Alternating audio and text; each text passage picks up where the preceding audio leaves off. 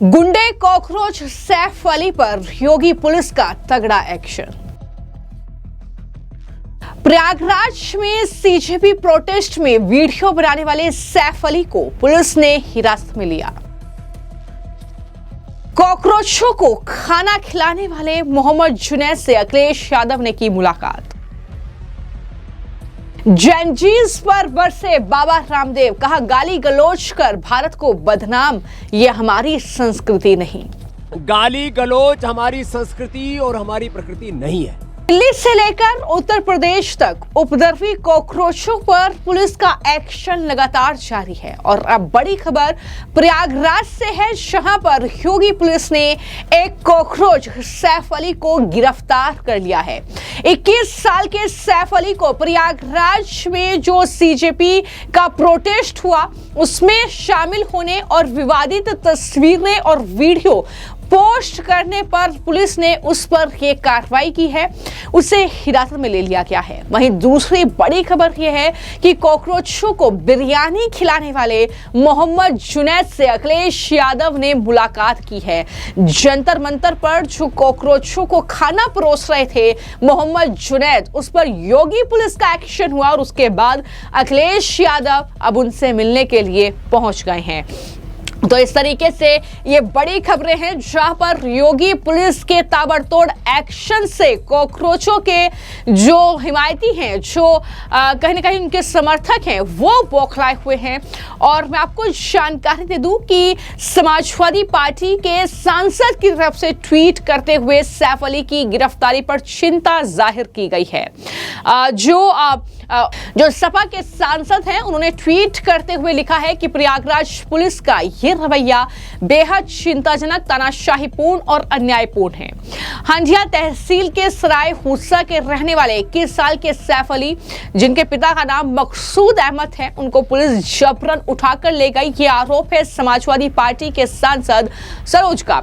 उसका कसूर सिर्फ इतना था कि वो प्रयागराज में आयोजित सीजेपी मार्च प्रदर्शन के दौरान तस्वीरें और वीडियोस बना रहा था। सीजेपी ने उसके समर्थन में भी पोस्ट किया है, यानी कॉकरोच जनता पार्टी ने भी एक पोस्ट किया और लिखा कि सैफ अली के जरके सरेंडर किए जाने के बाद भी कई घंटे बीत चुके हैं, लेकिन पुलिस परिजनों को यह तक नहीं बता रही है कि आखिर सैफ अली को कहां रखा गया है। साथ ही सीजेपी ने यह भी लिखा कि उसके पिता दर दर भटकने को मजबूर हैं, बेहद चिंतित हैं। किसी भी नागरिक को इस तरह बिना किसी सूचना और कानूनी प्रक्रिया के हिरासत में रखना मानवाधिकारों का सीधा उल्लंघन है, ये उनकी तरफ से कहा गया। प्रयागराज पुलिस, साथ ही उत्तर प्रदेश पुलिस, डीजीपी उत्तर प्रदेश और डीएम प्रयागराज को टैग करते हुए उन्होंने तत्काल इस मामले में संज्ञान लेने और सैफ अली की वर्तमान स्थिति और लोकेशन को सार्वजनिक किया जाए, ये मांग उनके जरिए की गई है।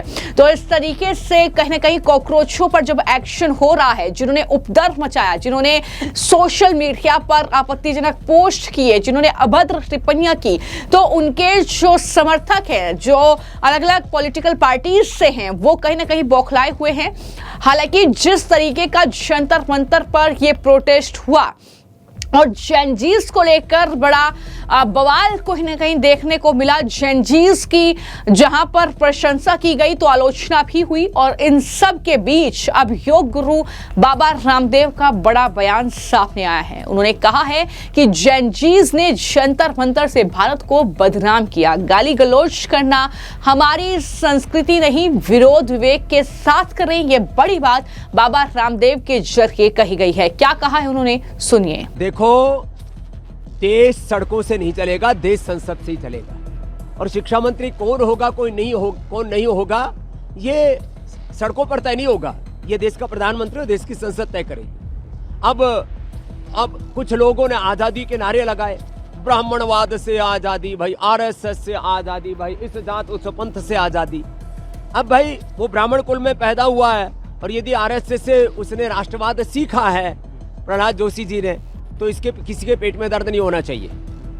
यदि आपको जो अधिकार इस देश का संविधान किसी दलित, शोषित, वंचित को देता है, वही अधिकार इस देश में ब्राह्मण को भी देता है। इसलिए ब्राह्मणवाद को क्यों गाली देना, मैं कहता हूं कोई भी बात नहीं होना चाहिए, लेकिन ब्राह्मणों को भी गाली देना वह भी असंवैधानिक, अलोकतांत्रिक है। शूद्र को गाली देना भी अलोकतांत्रिक। हो गए। स्वामी जी, लगातार विपक्ष हमलावर है सरकार के ऊपर, किस तरह से? हाँ ठीक है, चलो और बोलो। स्वामी जी, गुरु पूर्णिमा पर यहाँ हजारों भाई बहनों का, जो ब्राह्मण भी है, क्षत्रिय भी है, वैश्य भी है, शूद्र भी है, सभी जाति वर्ग समुदाय के भाई बहन सबको गुरु परंपरा में दीक्षित कर रहे हैं। हमारा एक ही संकल्प है, हम सब ऋषि ऋषिकाओं के वंशधर, उनके उत्तराधिकारी, प्रतिरूप मूर्त विग्रहवान स्वरूप है। और ऋषि ऋषिकाओं के वंशधर होने के नाते ऋषि संस्कृति का, सनातन संस्कृति का सबसे बड़ा प्रतीक यज्ञोपवीत सब धारण कर रहे हैं। तो सनातन विरोधियों ने हम पर लांछन लगाया कि एक ब्राह्मण जाति को छोड़ करके किसी को दूसरे को यज्ञोपवीत करने का अधिकार नहीं। यह सब जाति वर्ग समुदायों के भाई बहन यज्ञोपवीत धारण कर रहे हैं, और स्त्री और शूद्र तो वेद पढ़ ही नहीं सकते, यज्ञोपवीत धारण नहीं कर सकते, ऐसी मिथ्या भ्रांति फैलाई थी सनातन विरोधियों ने। आज सब प्रमाण देख ले कि यहाँ पर पुरुषों के साथ सब बेटियां, सब स्त्रियां भी यज्ञोपवीत धारण कर रही हैं, और यहाँ वेद पढ़ती हैं।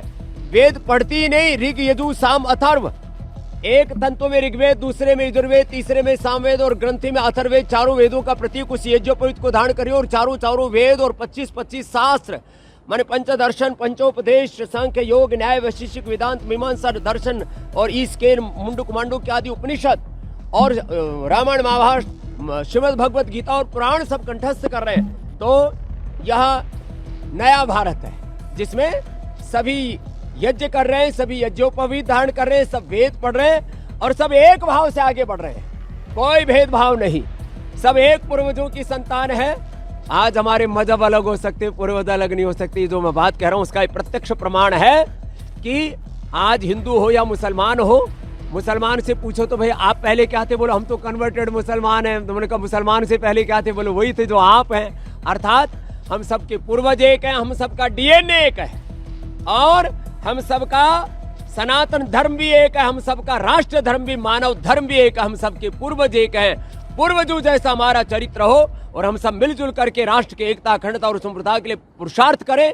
और एक बात और कहना चाहता हूं, पिछले दोनों जंतर मंतर पर कुछ जैन जी ने इकट्ठे होकर के भारत को बदनाम किया। गाली गलौच हमारी संस्कृति और हमारी प्रकृति नहीं है। हमने हमेशा बड़ों को आदर दिया है। माता पिता गुरु और बड़ों के बताए पथ पर हम आगे बढ़े हैं। महाजनो येन गतः सपंथा महाभारत में कहा, और श्रीमद् भगवत गीता में कहा, यद्यदाचरति श्रेष्ठ तत्तदैवतरो जना सत प्रमाणम कुरुते लोकस्तदनु वर्तते। इसलिए अपने बड़ों को आदर दे, गौरव दे, और किसी भी प्रकार से कोई असहमतियां हो तो असहमति को भी डेमोक्रेटिक और संवैधानिक लोकतांत्रिक तरीके से, हमारा कॉन्स्टिट्यूशन एक डेमोक्रेसी है और हमारे भीतर सबसे बड़ी एक ह्यूमैनिटी है, डिविनिटी है। तो अपने लोकतांत्रिक, संवैधानिक, मानवीय, नैतिक, आध्यात्मिक मूल्यों को मरने ना दे।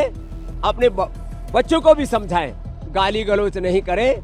आपको यदि विरोध भी करना है तो वो भी विवेक पूर्वक करें। तो बाबा रामदेव ये कह रहे हैं कि देश सड़कों से नहीं चलेगा, देश संसद से चलेगा। रामदेव ने कहा कि भारत का शिक्षा मंत्री कौन होगा और कौन नहीं होगा ये सड़कों पर तय नहीं होगा, ये देश के प्रधानमंत्री और देश की संसद तय करेगी। प्रदर्शनों में ब्राह्मणवाद से आजादी, आरएसएस से आजादी जैसे नारे लगने पर बाबा रामदेव ने कहा कि अगर कोई ब्राह्मण कुल में पैदा हुआ है, अगर आरएसएस से उसने राष्ट्रवाद सीखा है, तो इससे किसी के पेट में दर्द नहीं होना चाहिए।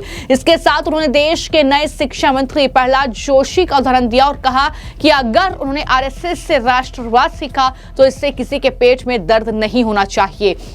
ये बड़ी बातें भी उनके जरिए कही गई है।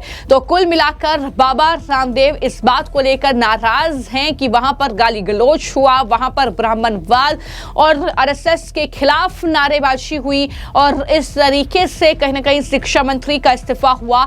लेकिन अखिलेश यादव क्या कर रहे हैं वो तस्वीर भी आप देख रहे हैं कि मोहम्मद जुनैद, जिन पर योगी पुलिस ने एक्शन लिया है कि एक मोबाइल फोन की दुकान चलाने वाला जो शख्स है वो 35 दिन तक आखिर जंतर मंतर पर कैसे खाना खिला रहा था, उसके पास फंड कहां से आ रहा था, इसी की जांच को लेकर पूछताछ उनसे की गई। लेकिन अब वो अखिलेश यादव भी उस जुनैद से मिलने के लिए पहुंचे हैं। तो ये सब कुछ जो राजनीतिक तौर पर भी चल रहा है वो कहीं ना कहीं दिखाई दे रहा है। लेकिन कॉकरोचों पर जो एक्शन हो रहा है, जिन्होंने हिंसा की, जिन्होंने उपद्रव किया, जिन्होंने पुलिसकर्मियों के साथ मारपीट की, उस एक्शन को लेकर आपकी क्या राय है, हमें कमेंट बॉक्स में जरूर लिखें। धन्यवाद।